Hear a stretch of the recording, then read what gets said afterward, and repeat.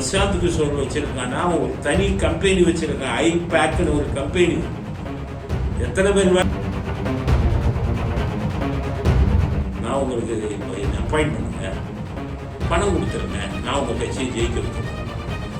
ஜெயலலிதா சொன்ன பதில் என்னதுன்னா, யாருக்கும் தெரியாது, கெட் அவுட். அந்த ஆள் வக்கீலுக்கு எல்லாம் ஆயிக்கல. என்னை பொறுத்தவரை ஒரு நாட்டோடது இந்த மாதிரி அரசாங்க வக்கீலாக கடைசி வரை பதில் சொல்ல ஹைகோர்ட். ஆட்கொடர் மனு கொண்டு வரலாமா? இது சுப்ரீம் கோர்ட் தான் பதில் சொல்ல. என்னடா பைத்தியமா இருக்கீங்க, ஆட்கொடர் மனு எப்படி வரும்? இந்த விஷயத்துக்கு சுப்ரீம் கோர்ட் ஹைகோர்ட் ஆய கடைசி இன்னைக்கு ஆட்கொடர் மனு இருக்கு.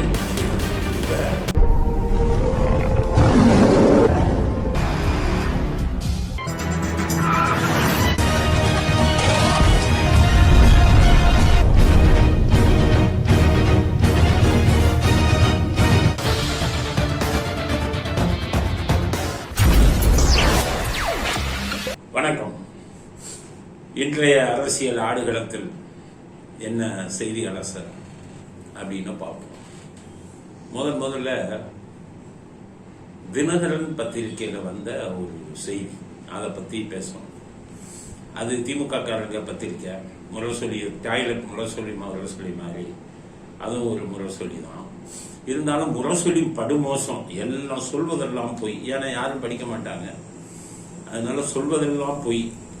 ஆனால் தினகரன் கொஞ்சம் பரவாயில்ல, அந்த டாய்லெட் முரசொலியை விட அதில் கொஞ்சம் மற்ற செய்திகள்லாம் போடுவாங்க. சில செய்திகளில் ஓரளவு உண்மை இருக்கும். அதனால தான் இந்த செய்தியை நான் ஏன் எடுத்தேன்னா, இது எனக்கும் முன்னாடியே தெரிந்த செய்தி. என்னன்னு கேட்டிங்கன்னா, சவுக்கு சங்கர், எடப்பாடி இவங்க ரெண்டு பேத்துக்குள்ள நடந்த ஒரு விஷயத்தை பற்றி போட்டிருக்காங்க. இப்போ தினகரன்ல என்ன செய்தி போட்டாங்க அப்படிங்கிறத முதல்ல சொல்கிறேன். அதுக்கப்புறம் அதுக்கு நான் அதில் உண்மை எது பொய் எது அப்படிங்கிறத நான் கருத்து தெரிவிக்க விரும்புகிறேன். தினகரன்ல வந்த செய்தி என்னன்னு கேட்டீங்கன்னா, சவுக்கு சங்கர் எடப்பாடியோட பையனுக்கு போன் பண்ணியிருக்காரு. அவர் எடப்பாடியோட பையன் பேரு மிதுன் அப்படின்னு நினைக்கிறேன், மிதுன். அவருக்கு போன் பண்ணியிருக்காங்க.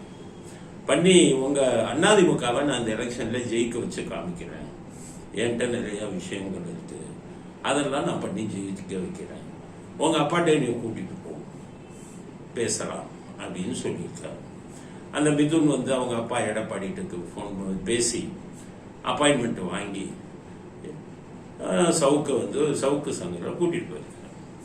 அப்ப பேசப்பட்ட போது இவர் உங்க பிரசாந்த் கிஷோர் பண்ணி கொடுத்த மாதிரி நான் அதிமுகவை இந்த எம்பி எலெக்ஷன்ல ஜெயிக்க வைக்கிறேன், நான் ஆன்லைன்ல இன்டர்நெட்ல நிறைய விஷயம் பண்ணுவேன் அப்படின்னு சொல்லி ஒரு பெரிய அமௌண்ட் கேட்டதாகவும், எடப்பாடி அந்த அமௌண்ட்டை கொடுத்துட்டதாகவும், அதுல இன்னும் இருக்கிறது எலெக்ஷன் முடிஞ்ச உடனே கொடுக்கறதாகவும் பேச்சுவார்த்தை நடந்திருக்கு.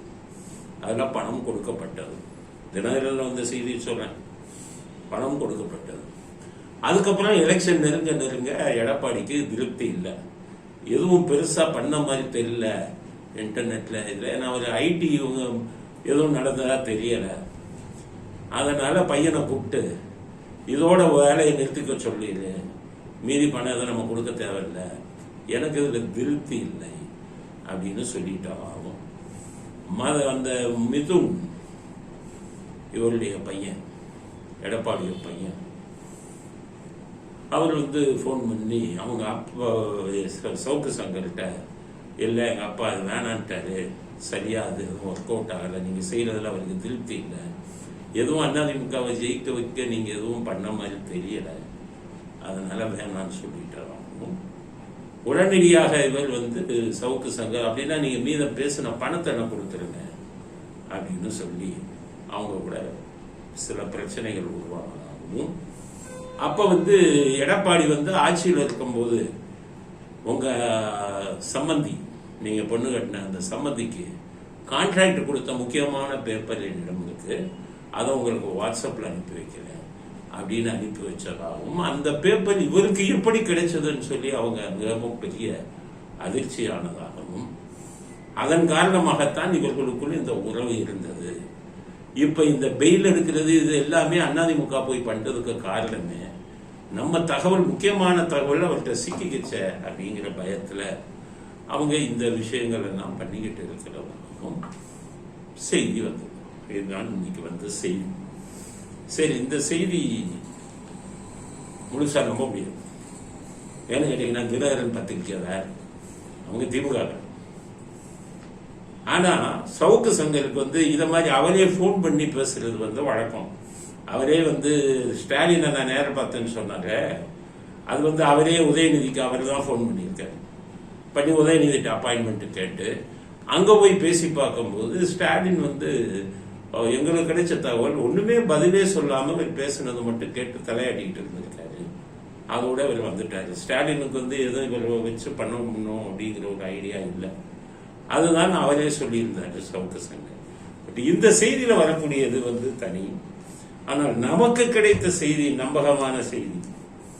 அது என்னன்னு கேட்டீங்கன்னா, சவுக்கு சங்கர் எடப்பாடியை கான்டாக்ட் பண்ணியிருக்காரு ஒரு பையன் மூலம். சொல்லி இந்த எலெக்ஷன்ல பிரசாந்த் கிஷோர் மாதிரி நான் பண்ணித்தரேன்னு சொல்லியிருக்காரு. இது நிறைய பத்திரிகைக்காரவங்க இதுக்கு ட்ரை பண்ணாங்க. ஒவ்வொருவங்க யூடியூப்காரவங்க நிறைய பேர் என்கிட்ட கொடுங்க, எலெக்ஷனை நாங்க ஜெயிக்க வைக்கிறோம். இவங்களால நான் சொல்றேன், யாரையும் தப்பா சொல்ல, யூடியூப்ல சும்மா பேசிட்டா ஒரு எலெக்ஷன் இதெல்லாம் பண்ண முடியாது. ஒவ்வொருத்தரும் என்கிட்ட கொடுங்க. அவன் பிரசாந்த் கிஷோர் வச்சிருக்கான்னா ஒரு தனி கம்பெனி வச்சிருக்கான், ஐபேக்னு ஒரு கம்பெனி. எத்தனை பேர் வேலை பார்க்கிறாங்க? நூற்றுக்கணக்கான பேரை அதுல வேலைக்கு வச்சிருக்கான். மாச சம்பளம் எவ்வளவு? 70,000 ரூபாய் ஒவ்வொருத்தருக்கும். ஒரு மாசத்துக்கே நூற்றுக்கணக்கான பேர் வச்சிருக்கான். மாச சம்பளம் 70,000 ரூபாய். பார்த்துக்கோங்க, மாசத்துக்கே அவன் எவ்வளவு கொடுக்கணும்? அவனுடைய மாச செலவே கோடிக்கணக்கில் வரும். அவன் விஞ்ஞான பூர்வமா அதெல்லாம் பண்ணுவான். இப்ப இங்க இருக்கிற நம்ம யூடியூபர்ஸ் நிறைய பேருக்கு நம்ம மேதாவிகள் நினைப்போம். எலெக்ஷன் இதெல்லாம் பண்றதுன்னா சாதாரண விஷயம் தான். அவ்வளவு டேட்டாஸ் வேணும். எந்த டேட்டாஸும் இங்க இருக்கிறவங்க யார்கிட்டையுமே இல்லை. பழைய எலெக்ஷனை பத்தி எல்லாம் தெரிஞ்சு வச்சிருக்கணும். 60 முன்னாடி இருந்து எலெக்ஷன் பேட்டர்ன் எப்படி வந்தது, ஓட்டு சதவீதம் எப்படி விழுகுது, எந்த கட்சிக்கு அதிகம் விழுகுது, இது மாதிரி வச்சு பெரிய லெவல்ல பண்ணணும். பிரசாந்த் கிஷோரை பார்த்து நம்ம ஆளுங்க புளிய பார்த்து பூனை சூடு போட்ட மாதிரி சவுக்கு சங்கர் மட்டும் இல்லை, எல்லாருமே எங்கிட்ட கொடுங்கன்னா அரசியல்வாதிகளை எங்கிட்ட கோடிக்கணக்கில் அரசியல்வாதி கோடிக்கணக்கில் கொடுத்துருவான் அப்படின்னு நினைச்சுக்கிட்டு அந்த மாதிரி பண்ணாங்க. அது மாதிரிதான் சவுக்கு சங்கர் ஒரு அரசியல் விமர்சகர். அவரால் ஒரு கட்சி எலெக்ஷன்ல ஜெயிக்க வைக்கிறதுனா எவ்வளவு பெரிய இது வேணும், டீம் வேணும், எவ்வளவு அனுபவம் வேணும், எப்படிப்பட்ட இது வேணும். இவங்க அரசியல்வாதிகள்கிட்ட ஒவ்வொருத்தருக்கையும் பேசியிருக்காங்க. அது சவுக்கு சங்கர் எடப்பாடி எனக்கு முன்னாடியே இந்த செய்தி வந்துருச்சு. நான் மறைமுகமாக எல்லாம் அதை பத்தி பேசியிருந்தேன். அப்ப பேசி இவர்கிட்ட இது பண்ணி அந்த பணத்தை வாங்கி பண்றேன்னு சொல்லியிருக்காரு. அப்படித்தான் இவர்கள் உறவு வந்தது. இதன் ஆரம்பத்திலேயே மதுரையில் அதிமுக மாநாடு நடக்கும் போதே சவுக்கு சங்கர் அவங்க அழைப்புதல் கொடுத்து கூப்பிடும் போதே நான் கண்டிச்சேன் சகோதரர் எடப்பாடியை. எம்ஜிஆர் வழி வந்தவங்கயா நீங்க, ஜெயலலிதா வழி வந்தவங்க. எம்ஜிஆர் என்னைக்காச்சும் தான் ஜெயிக்கிறதுக்கு இன்னொருத்தர்கிட்ட போய் நாடி இருக்காரா? நாடுவாரா? கருணாநிதி நாடுவார். கருணாநிதி எப்படின்னா எலெக்ஷன் டைம்ல ஒரு பேருக்கு லெட்டர் பேடு கட்சி வச்சிருப்பான், ஒரு போன் அடிப்பாரு, என்னையா நம்மளை கொஞ்சம் கவனிச்சுக்க அப்படின்பாரு. 100 பேர் கூட வந்தா போதும், உடனே தோல்ல கையை போட்டுருப்பாரு. அவருக்கு ஒவ்வொரு ஓட்டும் அவருக்கு இது காரணம். அவருக்கு சொந்த செல்வாக்குங்கிறது கிடையாது. திமுகங்கிற கட்சியை வச்சுதான் அவருக்கு ஓட்டு. நிறைய பேர் இப்ப திமுக எதுக்கு ஓட்டு போடுறாங்க ரொம்ப பேருக்கு உங்களுக்கு தெரியாது. அறிஞர் அண்ணா காலத்துல இருந்து அவங்க அப்பா தாத்தா எல்லாம் கட்சியில இருந்திருப்பாங்க. அவங்க குடும்பமா பரம்பரையா உதயசூரியன் போட்டிருப்பாங்க. இன்னைக்கு அவங்க பேர பிள்ளைங்க கூட தாத்தா இருந்த கட்சி அப்பா இருந்த கட்சியில ஓட்டு போடுறாங்க. கருணாநிதி விரும்பியோ ஸ்டாலினை விரும்பியோ யாரும் ஓட்டு போடுறது இல்லை. திமுகவுக்கு விழுகிற ஓட்டு கருணாநிதிக்காவோ ஸ்டாலினுக்காவோ என்றும் விழுந்ததில்லை. ஆனால் 73 72 எம்ஜிஆர் கட்சி ஆரம்பிக்கும் போது அவருக்கு விழுந்த ஓட்டு அத்தனையும் அவருக்காக விழுந்த ஓட்டு. திமுக அண்ணா யாருக்காகவும் விழுந்த ஓட்டு இல்லை. எம்ஜிஆருடைய அந்த சினிமா பாப்புலாரிட்டியில அவருடைய ரசிகர்கள் தொண்டர்கள் அவருக்காக ஓட்டு போட்டாங்க. இதுக்கப்புறம் ஜெயலலிதா அவர்கள் வரும்போது எம்ஜிஆருக்காகவும் ஜெயலலிதாவுக்காகவும் ஓட்டு போட்டாங்க. எம்ஜிஆருடைய ஓட் பேங்க் அப்படியே ஜெயலலிதாவுக்கு உதவி செஞ்சார். அப்ப ஜெயலலிதா 2011 இதே பிரசாந்த் கிஷோரா கூட்டிட்டு போயிருக்காங்க. ஜெயலலிதாட்ட அந்த பிரசாந்த் கிஷோர் வேண்டிய ஆட்களை வச்சு எனக்கு ஜெயலலிதா அப்பாயின்மெண்ட் வேணும், வாங்கி கொடுங்கன்னு.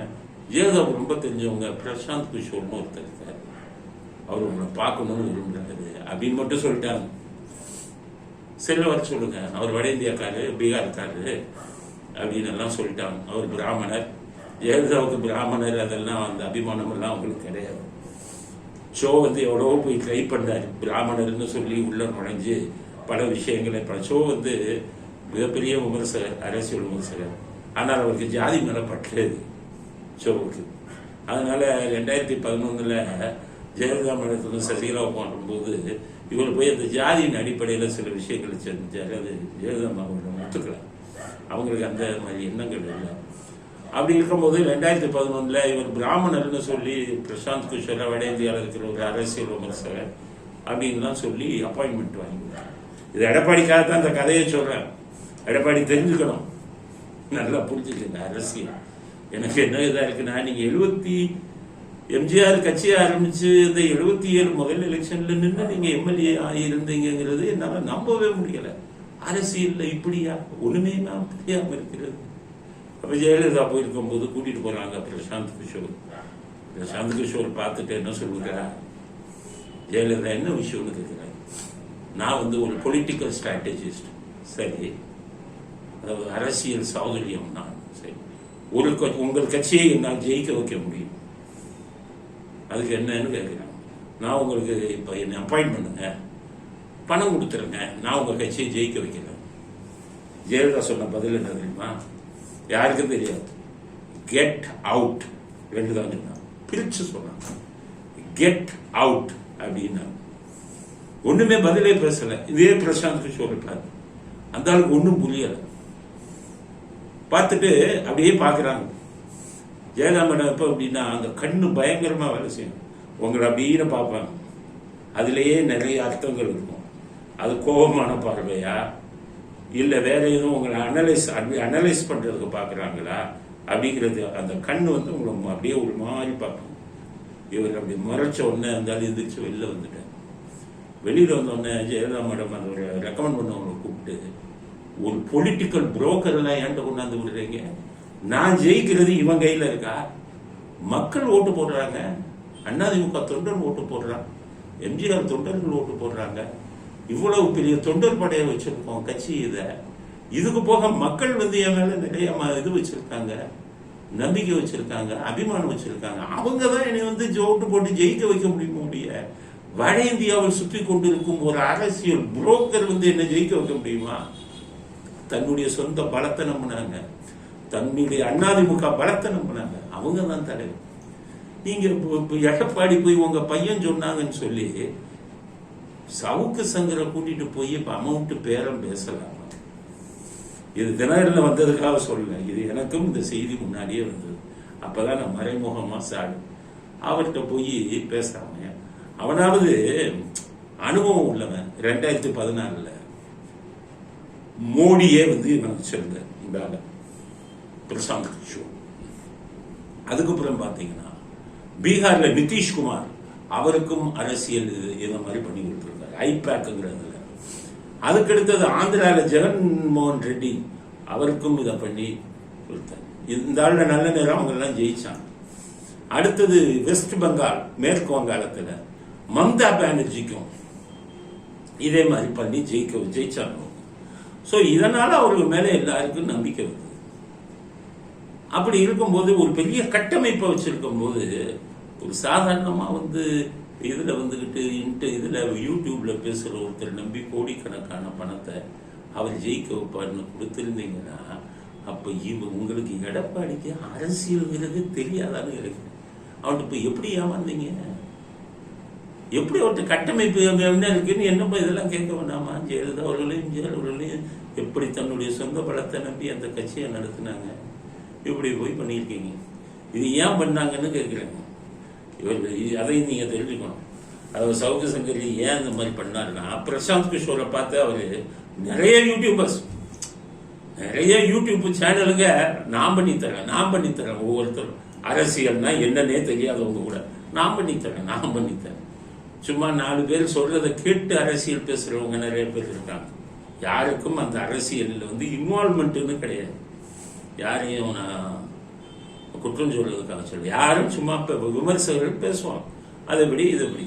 ஆனால் அரசியலில் உண்மையான அனுபவங்கிறது எந்த தலைவரையும் நேரையே பார்த்துருக்க மாட்டாங்க. அவங்க சும்மா பத்திரிகை செய்தி, இந்த பக்கத்தில் இருக்கிறவங்க செய்தி, அந்த ரிப்போர்ட்டர்ஸ் இருப்பான், பொலிட்டிக்கல் ரிப்போர்ட்டர்ஸ், ஒவ்வொரு பத்திரிகையிலையும் அவங்கள ஃப்ரெண்டாக வச்சுக்கிறது. என்னப்பா செய்தி இன்னைக்கு இது என்னென்ன, போலீஸ் டிபார்ட்மெண்ட்டில் இருக்கும்போது டெய்லி கிரைம் ரிப்போர்ட்டர் பூரா எனக்கு ஃபோன் பண்ணிடுவாங்க. காலையில் நான் எந்திரிச்சேன்னா Hindu reporter, Dinathanthi reporter, Dinamalar reporter, Dinamalar reporter, ஒரு பெரிய லிஸ்ட் இருக்கும் சார். இன்னைக்கு செய்தி என்ன சார்? நான் ஏன் சொல்லுவேன், நான் அந்த செய்தி கேட்குறாங்கல்ல அவங்களே சொல்லுவாங்க, நீங்கள் சொல்ல செய்தியை போட்டால் தான் சார் எங்களுக்கு இந்த வேலை நிற்கும். இந்த வேலையில் அப்போல்லாம் 6000 ரூபா சம்பளம், எங்களுக்கு 6000 ரூபா தான் சம்பளம். ஆனால் நீங்கள் சொல்ல செய்தியை போட்டால் தான் எங்களுக்கு வேலைக்கு நிற்கும் அப்படிமா. இதுக்காகவே அவங்க வேலையெல்லாம் நடக்குதுன்னு காவல்துறையில் நடந்த முக்கியமான குற்ற சம்பந்தப்பட்ட விஷயங்கள் எல்லாம் அந்த ரிப்போர்ட்டர்ஸ்க்கு சொல்லுவாங்க. அந்த மாதிரி இப்போ பொலிட்டிக்கல் ரிப்போர்ட்டர்ஸ் நிறைய பேர் பத்திரிகைக்கு இருக்கிறவங்ககிட்ட எல்லாம் அந்த விமர்சகர்கள் உங்கள்கிட்ட பேசுறது, அவன் சொல்றதை வச்சுக்கிட்டு பேசுறது. இவர் ஒரு தலைவரையும் நேராக பார்த்ததில்லை, ஒரு தலைவருடைய அனுபவங்களும் உங்களுக்கு தெரியாது, நடந்த விஷயங்கள் தெரியாது. இப்படிப்பட்டவங்களே போய் நான் பிரசாந்த் கிஷோர் மாதிரி பண்ணி கொடுக்குறேன்னு சொல்லி நிறைய பேர் கிளம்புனாங்க. அப்படிதான் சவுக்கு சங்கரம் கிளம்புனாங்க. இதை நம்பி தான் ஏமாந்துருக்காரு எடப்பாடி. சரி, ஸ்டாலின் இதே மாதிரி ஏமாந்த கதை சொல்லணும்ல. ஸ்டாலின் ஏமாந்த கதை, ஸ்டாலின் எப்படி ஏமாந்தாருன்னா சபரீசன், இங்க இவர் எடப்பாடி பையன் மிதுன் பண்ண மாதிரி சபரீசனை பார்த்து தான் சூடு போட்டுக்கிட்டாரு மிதுன். சபரீசன் கொஞ்சம் அடிப்படையில் படித்தவர், என்ஜினியரிங் படித்தவர். அவருக்கு கொஞ்சம் இந்த இன்டர்நெட் நாலேஜ் இதெல்லாம் உங்களுக்கு ஐடி நாலேஜ் எல்லாம் கொஞ்சம் உண்டு. அவரு பிரசாந்த் கிஷோர் அசஸ் பண்ணாரு. இவர் மோடிக்கு இருந்திருக்காரு, இவருக்கு நிதிஷ்குமார் பீகார் அவருக்கு இருந்திருக்காரு, ஜெகன்மோகன் ரெட்டிக்கு இருந்திருக்காரு, மம்தா பானர்ஜிக்கு இருந்திருக்காரு, அவங்க எல்லாம் ஜெயிச்சிருக்காங்க, அதனால நம்ம அவரை கொண்டு வருவோம்னு இவர் பிரசாந்த் கிஷோர் இவருக்கு பேசி மாமாட்ட கூட்டிட்டு போறாரு ஸ்டாலின்ட்ட. மாமா அவர் 4 எலெக்ஷன்ல ஜெயிக்க வச்சிருக்காரு, நல்லா பண்ணுவாரு அப்படின்னு. அப்ப ஸ்டாலின் தான் சொல்றாருல, பொம்மை ஒன்றும் பேசவும் தெரியாது, ஒன்றும். அவர் ஸ்டாலின் என்ன யோசிச்சிருக்கணும், 2019 எம்பி எலெக்ஷன்ல ஸ்வீப் பண்ணிட்டாரு ஸ்டாலின்.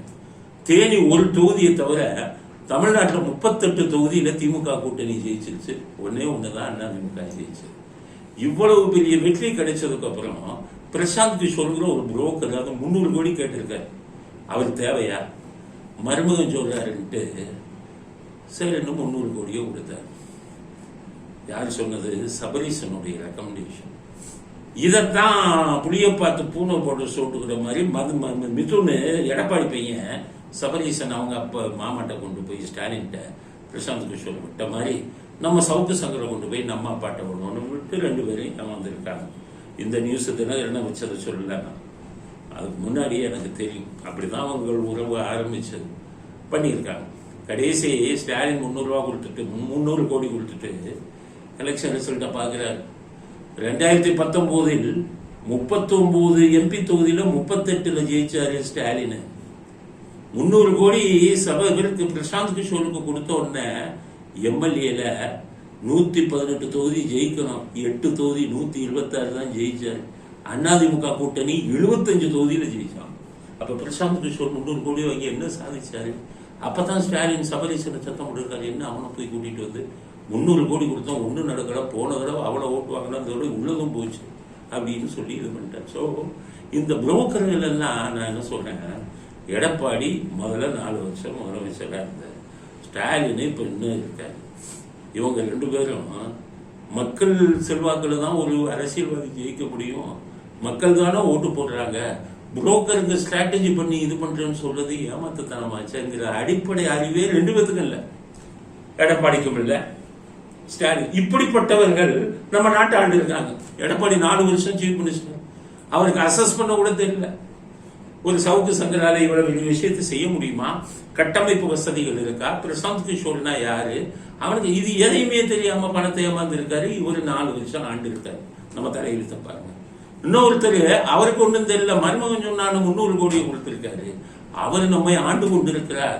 அப்ப இவங்க முக்கியமான இதுங்கள்ல விஷயங்கள்ல இவங்களால முடிவெடுக்கவே தெரியாத நாடு என்ன ஆயிட்டு அம்மா இது எப்படி இருந்திருக்கும், இவங்க 2 பேர் அட்மினிஸ்ட்ரேஷன் நிர்வாகம் எப்படி இருந்திருக்கும்? கேவலமான விஷயம் இல்லையா? நம்ம நாட்டுக்கு இப்படி தலைவர்களா வரணும். கட்சியின் செல்வாக்கையும் தன் செல்வாக்கையும் நம்பி தேர்தலில் நின்று வெற்றி பெற்ற மாபெரும் தலைவர்கள் இருந்த நாடு இந்த நாடு. அப்படி இதுல புரோக்கருங்க, எலெக்ஷன் புரோக்கருங்க நம்ம ஜெயிச்சு கொடுப்பான், நம்மளை பண்ணுவான்னு சொல்லி அவங்ககிட்ட போய் கோடிக்கணக்கான பணத்தை இழந்த இப்படிப்பட்ட ஆட்கள், எடப்பாடி, ஸ்டாலின் மாதிரி ஆட்கள் இன்னைக்கு நமக்கு தலைவர்களாக இருந்திருக்கிறார்கள் என்பது மிகவும் வருத்தமான செய்தி. ஒரு அரசியல் ஞானம் கூட உங்க 2 பேருக்கு இல்லையே. இந்த செய்தியை நான் எதுக்கு பகிர்ந்தேன்னா, தினகரில் வந்த நியூஸ்ல அந்த கான்ட்ராக்ட் அதை பத்தி எல்லாம் நான் போக விரும்பல. எடப்பாடி கான்ட்ராக்ட், சவுக்கு சங்கர், அதெல்லாம் நான் போகவே விரும்பல. இந்த விஷயத்துல 2 தலைவர்களும் எப்படி ஏமாந்திருக்காங்க, எப்படி தமிழ்நாட்டில் தங்கள் சொந்த செல்வாக்க நம்பாம இந்த மாதிரி புரோக்கருங்க செல்வாக்க வச்சு ஜெயிக்கணும்னு நினைச்சிருக்காங்கிறது நம்ம நாட்டுக்கு இப்படிப்பட்ட தலைவர்கள் ஆண்டு விட்டார்கள், ஆண்டு கொண்டும் இருக்கிறார்கள் அப்படிங்கிறது வேதனையான விஷயம். இதை தமிழ்நாட்டு மக்கள் புரிஞ்சுக்கணும் அப்படிங்கிறதுக்காக தான் இந்த கருத்தை முதல் கருத்தா பதிவு செய்யப்படுது. அடுத்த கருத்து, சவுக்கு சங்கரை பத்தியே பேசக்கூடாது அப்படின்னு முடிவு பண்ணியிருந்தோம். ஏன்னா எத்தனையோ செய்திகள் இருக்கு, அடிப்படை பேசிட்டோம். ஆனா சில சட்ட விஷயங்கள் அதுல வர்றதுனால அதுல இருக்கிற சட்ட விஷயங்களை பத்தி மட்டும் நம்ம பேசுவோம். நம்ம ஏற்கனவே சொன்னபடி சவுக்கு சங்கருக்கு அவர் நல்லவர், அவர் பேசினதெல்லாம் சரிதான் அப்படிங்கிற ஆதரவு நமக்கு, இந்த ஆதரவு நாங்கள் கொடுக்க மாட்டோம். காரணமே எங்களுக்கு சில இது இருக்கு, அதுக்கு சில அடிப்படை காரணங்கள் இருக்கு. அந்த உண்மையெல்லாம் தெரிஞ்சதுக்கு அப்புறம் நான் அவருக்கு ஆதரவா பேசக்கூடாதுன்னு பேச விரும்பல. ஆனால் மனித உரிமை மீறல் அவரிடம் வரும்போது அதுக்கு நிச்சயம் எதிர்ப்பு குரல் கொடுக்கணும்னு தான் பெரிய அதிகாரிகள் எல்லாம் எதிர்த்து நாங்கள் கருத்து பதிவு செஞ்சோம். நான் என்ன நினைக்கிறேன், காவல்துறையில நிர்வாகம் சரியில்லை. காவல்துறை அதிகாரிகளை ஒழுங்காக அடக்கி ஆளத் தெரிந்த முதலமைச்சர்கள் நம்ம நாட்டுக்கு இல்லை. ஜெயலலிதா தான் தொலைச்சு கொள்ளலாம்பாங்க, எம்ஜிஆருக்கு பார்த்தாலே நடுவாங்க. காமராஜர் நான் கேள்விப்பட்டிருக்கேன். ஏன்னா நாங்கள் இது சின்ன காமராஜர் இது பண்ணும்போதெல்லாம் நாங்கள் சின்ன வயசு, எங்களுக்கு அது இது தெரியும். ஆனால் நான் படித்த விஷயத்துல அவர் தலையிடவே மாட்டார் அவங்க. ஏன்னா அப்ப நல்ல அதிகாரிகள் இருந்தான், மனசாட்சி உள்ள அதிகாரிகள் இருந்தான். காங்கிரஸ் இல்லை அதிகாரி எப்போ கெட்டு போனான், அரசியல்வாதி கெட்டவன வந்தோடனே அரசியலாக அதிகாரி கெட்டு போனான்.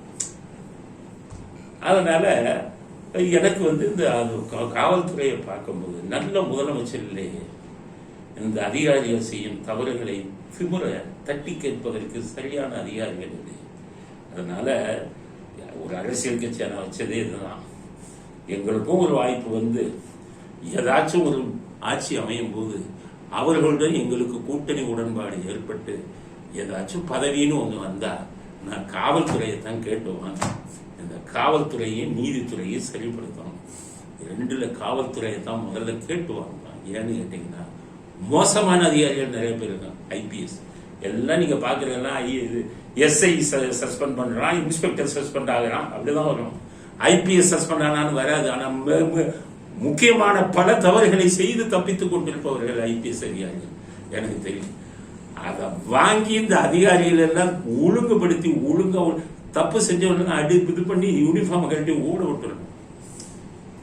கையில் நம்ம பதவி இருக்குங்கிற இருமாப்போட எவ்வளவு நல்ல அதிகாரிகள் இருக்காங்க ஐபிஎஸ். நான் சொல்ல சங்கர் ஜெய்ஸ்வால் சொன்னேன், நல்ல மனுஷன். இவர்கள் சொன்னேன், commissioner, city police commissioner Sandeep ராத்தோரை பத்தி சொன்னேன். இது மாதிரி நிறைய அதிகாரிகள் இருக்காங்க, ரொம்ப அமைதியா இருப்பாங்க, மனசாட்சிக்கு பயப்படுவாங்க. சில பேர் அதிகாரத்தை தவறா பயன்படுத்துவாங்க. எம்ஜிஆர் பீரியட்ல இருந்து இருந்தது. அதனால காவல்துறையை ஒழுங்கா அது பண்ண, அதுக்கு எங்களுக்கு ஒரு வாய்ப்பு கிடைச்சதுன்னா அப்பதான் காவல்துறைனா எப்படி இருக்கணுங்கிறத நிரூபிக்கணும்னு தான். இப்ப அண்ணாதுரை இந்தி போராட்டத்துல கைது செஞ்சாங்க. கருணாநிதி பயங்கர வேலை கம்பர். கைது செய்யும் போது ஒவ்வொரு அதிகாரி என்ன பண்ணுவான், அண்ணாதுரை கைது பண்ணும்போது ஜெயிலுக்குள்ள போற ரூல்ஸ் என்ன சொல்லுது, ஜெயிலுக்குள்ள போறவங்க அந்த துண்டெல்லாம் போடக்கூடாது. அண்ணாதுரை தோல்ல துண்டு போட்டிருந்தாரு. ஐஜி அருள் லத்திகம் எடுத்து அந்த துண்டை அப்படி தூக்கினார். கருணாநிதி குத்திக்கிறார், டேய் என் தலைவனையே துண்டை தூக்கிட்டு ஆட்சிக்கு வந்தா என்ன பண்றோம் பாருன்னாரு. அவங்க கண்டுக்கல, ஏன்னா கருணாநிதியோட தான் இருப்பாரு. ஐஜி அருள்லாம் ரெடி இருப்பாரு, யாரோ ஒரு அழுக்கத்துறாருன்னு போயிட்டாரு. அப்ப இருக்கிற ஐபிஎஸ் ஆபீசர்லாம் அரசியல்வாதிக்கு பயப்படவே மாட்டான். முதலமைச்சர் தான் மரியாதை கொடுப்பாங்க, பயப்படுத்த சரித்திரம். இப்ப இருக்கிறவங்க கூஜா தூக்குறாங்க. காலையில முதலமைச்சர் வீட்டுக்கு போய் நிக்கிறான் இப்ப இருக்கிறவங்க எல்லாம். சோ அது ஐபிஎஸ் அவ்வளவு திறந்து போச்சு. ஆனா அப்ப அப்படி இல்லை ஐபிஎஸ். பயப்பட மாட்டாங்க, மரியாதை தான் கொடுப்பாங்க. எம்ஜிஆர் பீரியட் வரை இருந்தது. ஆனா இப்ப என்ன ஆகுதுன்னு கேட்டீங்கன்னா, அப்ப தூக்கும்போது உன்னை என்ன பண்றான் பாருன்னு கருணாநிதி சவால் விடுறாரு. யாருக்கு? ஐஜி அருளுக்கு. ஐஜி அருள் எவ்வளவு படிச்சவர், எவ்வளவு பெரிய குடும்பத்தில் வந்தவர், அவங்க எல்லாம் மெஜஸ்டிக் ராயல் ஃபேமிலி. இவர் போய் சொல்றாரு, என்ன பண்றாரு, ஜெயிக்கிறாங்க திமுக 67ல். கருணாநிதி போய் அண்ணாதுரைட்ட எனக்கு போலீஸ் மந்திரி கொடுங்க, ஏன்னா கக்கன் இருக்காரு போலீஸ் மந்திரி. அவர் போலீஸ்காரங்க அதிகாரிகள்கிட்டே வந்து மரியாதையா பேசுவார். நான் கேள்விப்பட்டிருக்கேன். கிட்டக்கே போக மாட்டாரா, ஒரு ரெக்கமெண்டேஷன் இவங்களுக்கு சொல்ல மாட்டாரு ஆபீசருக்கு. அப்படி இருந்தோம். அதை எனக்கு கொடுங்கன்னு கேட்குறேன். அப்ப அண்ணாதுரை, எதுக்கு தம்பி? இல்லை, சில விஷயம் இருக்கு, எனக்கு தெரியும், நீ எதுக்காக கேட்குறேங்க. போலீஸ் துறை மட்டும் உன்ட்ட கொடுக்க மாட்டேன்னு சொன்னேன். அளவுக்கு அண்ணாவின் வலதுகரமா இருந்தாரு கருணாநிதி, உன்ட்ட கொடுக்க மாட்டேன். ஏன்னா அன்னைக்கு அண்ணாதுரை அந்த காவல்துறையை கேட்டது எதுக்குன்னா, தப்ப பண்றதுக்கு, அதிகார துஷ்பிரயோகம் பண்றது. நான் சொல்றேன், எங்களுக்கு ஒரு வாய்ப்பு வந்தா நான் காவல்துறையை தான் கேட்பாங்கன்னு எதுக்கு சொன்னேன்னா, காவல்துறையை சரிப்படுத்தணும். பல தவறுகள் நடந்துகிட்டு இருக்கு. கண்ணார நான் பல பார்த்த விஷயங்கள். பல தவறுகளுக்கு காரணம் ஐபிஎஸ் அதிகாரி, நான் வெளியில தெரியாது. அப்படி போன்ல சொல்லிட்டு மாற்றவன் கீழே இருக்கிறவன் தான் மாற்றுவான். என்னென்ன தவறுகள் நடக்குதுன்னு எனக்கு தெரியும். ஆர்டர்லி சிஸ்டத்திலிருந்து, எஸ்ஆர் அமௌண்ட் சிஸ்டத்திலிருந்து, மக்கள் பணம் எப்படி எப்படி போகுதுங்கிறதெல்லாம் தெரியும். அதனால எங்களுக்கும் ஒரு வாய்ப்பு வரும். அப்பதான் காவல்துறைங்கிறத இந்தியாவிலேயே ஒரு மாடல் காவல்துறை எப்படி இருக்கணுங்கிறத கொண்டு வருவாங்க. அரசியலுக்கு இதுக்கு வந்ததே அதான். ஆட்சிகள் மாறும்போது காட்சிகள் மாறும். அப்ப எப்படி வரும்னு சொல்ல முடியாது. அதனால இந்த சவுக்கு சங்கர் விஷயத்துல என்ன இதுன்னா, கோர்ட்ல இருந்து ஒரு 3 பேரு 3 வக்கீல்களை நியமிச்சு என்ன நடந்ததுன்னு சொல்லுங்கன்னு சொல்லி உங்க ரிப்போர்ட் கொடுத்துட்டாங்க. அந்த ரிப்போர்ட்ல வர தாக்கி இருக்கிறது உறுதியாச்சு. இப்போ உறுதியாச்சு. சரி, அப்ப அரசாங்க வக்கீல் பேசுற இதுல ஹேபியஸ் கார்பஸ் ஆட்கொணர்வு மனு ஜட்ஜுங்கிட்ட விசாரணைக்கு வருது. அரசாங்க வக்கீல் என்ன சொல்றாரு தெரியுமா? அந்த ஆளு வக்கீலுக்கே லாய்க்கல. என்னை பொறுத்தவரை ஏதோ வேல் போட்டு தொடஞ்சிருக்கு. நாட்டோடது இந்த மாதிரி ஆளுங்கெல்லாம் அரசாங்க வக்கீல் ஆகிறான். திமுகவை சேர்ந்தவங்க எல்லாம். அவர் என்ன சொல்றாரு, சவுக்கு சங்கர் தாக்கப்பட்டது உண்மையாக இருக்கலாம், ஆனால் அதிகாரிகள் அவரை தாக்கவில்லை. உள்ள இருக்கிற அக்யூஸ்டுங்க, இதுல ஜெயிலுக்குள்ள இருக்கிற மற்ற கைதிகள் அவரை தாக்கி இருக்கலாம். அவங்க தாக்கி இருக்காங்க, அதுக்கு நாங்க பொறுப்பு இல்லையா? பாருங்க, ஒரு ஜெயிலுக்குள்ள ஒரு வக்கீல் ஒரு பிஎல் படிச்சு எப்படி சர்டிபிகேட் வந்தாருன்னு தெரியல. ஒரு ஜெயிலுக்குள்ள கைதிகளுக்கு பாதுகாப்பு கொடுக்க வேண்டியது ஜெயில் சூப்பரண்ட். ஒரு கைதி தாக்கப்பட்டாலும் சஸ்பெண்ட் பண்ணணும் ஜெயில் சூப்பரண்ட். அப்படி இருக்கும்போது அந்த ராம்குமார் எப்படி சத்தான் இன்னைக்கு வர தெரியுமா? வாயில கரெக்ட் வச்சுக்கிட்டாங்க. யாருக்கு தெரியும் இன்னைக்கு வர? அதுக்கு ஒரு குழு அமைச்சாங்க. அந்த குழுவோட ரிப்போர்ட் என்னாச்சு? இதுவரை வந்ததா? இப்படித்தான் நம்ம நாட்டுல. அப்ப உள்ள இருக்கிற கைதி மத்த கைதி அடிச்சானா, அது நாங்க பொறுப்பு இல்லையா? எவ்வளவு பொறுப்பு இல்லாத பேச்சு பாருங்க. நான் என்ன சொல்றேன், உள்ள இருக்கிறவன் எப்படி அடிக்கிறாங்கிறதுக்கு நான் பல கதை சொல்லியிருக்கேன். உள்ள இருக்கிற ஜெயில் ஆபீசருங்க என்ன பண்ணுவான், பணம் பறிக்கிறதுக்காக மற்ற அக்யூஸ்ட கூப்பிட்டு வார்டன்களே அவனை உதப்பான். அவன் வந்து, சார் என்ன அடிக்கிறான் சார், அவன் மோசமானவன்ப்பா, அப்படிதான் அடிப்பான், ஏதோ அட்ஜஸ்ட் பண்ணி போவான். ஐயோ சார் உதைக்கிறான், உள்ளே போக முடியல சார். சரி, நான் அக்கௌண்ட் நம்பர் தரேன், ஒரு 50,000 ரூபா போடு அப்படிமா. ஸோ பணம் பறிப்பதற்காக உள்ளே இருக்கிற மற்ற கைதிகளை ஏவி விடுவான் வார்டனு அடிக்க சொல்லி. நமக்கு சாதாரண ஆளுங்க போன அடி விழுகிறதுக்கு காரணம் அப்படிதான். இது ஒரு வகை. அரசியல்வாதி உள்ள போன் பண்ணி ஜெயில் சூப்பர்ட்டு சொல்லுவான் அவனை உதய.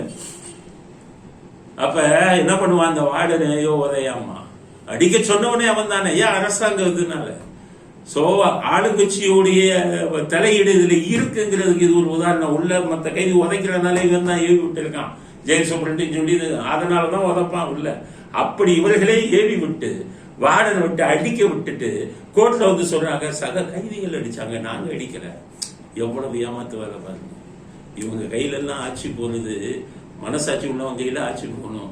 உள்ள ஆளை வச்சு அடிக்கிறவன் கையில எல்லாம் ஆட்சிக்கு போனா நாடு எப்படி உள்படும்? எல்லா இதுலயும் இப்படித்தானே பண்ணுவாங்க. அதனால இவ்வளவு கேவலமான விஷயத்தை செஞ்சுட்டு கோர்ட்ல தைரியமா சொன்னா, நாங்க பொறுப்புல அடி வாங்கினா மத்த கைதி அடிச்சுட்டான். அது நீதிமன்றமும் ஒன்றும் பதில் சொல்லல. அந்த இதை வந்துகிட்டு ஹேபியஸ் கார்பஸ் மனுவை விசாரிக்கிறாங்க. ஹேபியஸ் கார்பஸ் மனுன்னா ஆட்கொணர்வு மனு. ஆளை வச்சுக்கிட்டே கேஸை போடுறது ஆட்கொணர்வு மனு. ஆள் எங்க இருக்கான்னு தெரியலதான் போடணும். இந்த வேடிக்கை செந்தில் பாலாஜி கேஸ்ல இந்த ஆட்கொணர்வு மனுவை 1.5 மாசம் விசாரிச்சாங்க. கடைசி வரை பதில் சொல்ல ஹைகோர்ட். ஆட்கொணர்வு மனு கொண்டு வரலாமான்னு கடைசி சுப்ரீம் கோர்ட் தான் பதில் சொன்னாங்க. என்னடா பைத்தியமா இருக்கீங்க, ஆட்கொணர்வு மனு எப்படி வரும்? இந்த விஷயத்தை சொன்னது சுப்ரீம் கோர்ட். ஹைகோர்ட்ல வாய கடைசி சொல்ல தொடங்க. இன்னைக்கு ஆட்கொணர்வு மனு வந்திருக்கு. இது செல்லுமா செல்லாதா எதையுமே சொல்லல. கேஸ் நடந்துட்டு இருக்கு. ஹைகோர்ட் சவுக்கு சங்கரை வேற சிறைக்கு மாத்தணுங்கிறாங்க. அதை பரிசீலிங்கள், அதோட முடிஞ்சு போச்சு. அரசாங்க வக்கீல் சொல்றாரு உள்ள மத்த கைதிகள் அடிச்சாங்க, அதுக்கு நாங்க பொறுப்பு இல்லைன்னு அதுக்கு நீதிமன்றம் கண்டிக்க வேணாம். என்ன அப்படி சொல்ற அரசாங்க வக்கீல்? நீ என்ன இப்படி பேசுற? கேட்கணும்ல நாக்கப்படுங்கிற மாதிரி. ஒரு கைதி ஒரு இதுக்குள்ள இருக்கான் அப்படின்னா ஜெயிலுக்குள்ள அவனை மற்ற கைதிகள் அடிச்சா பொறுப்பு யாரு? ஜெயில் சூப்பர்ட்ட சஸ்பெண்ட் பண்ணுன்னு சொல்ல வேணாம்.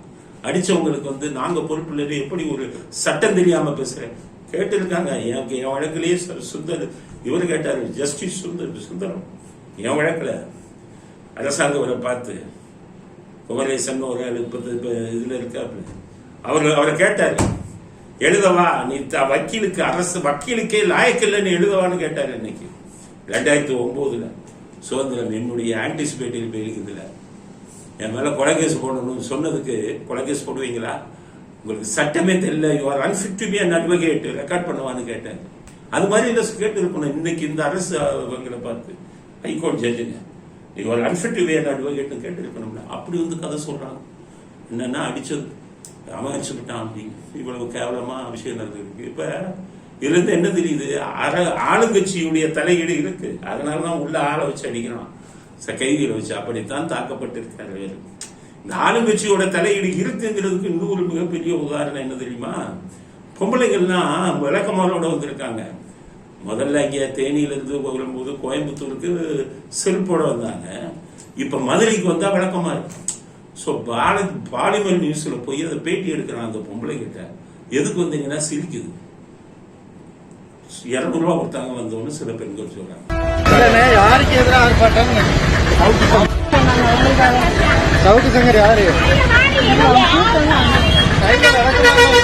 எதுக்கு எனக்கு தெரியாது.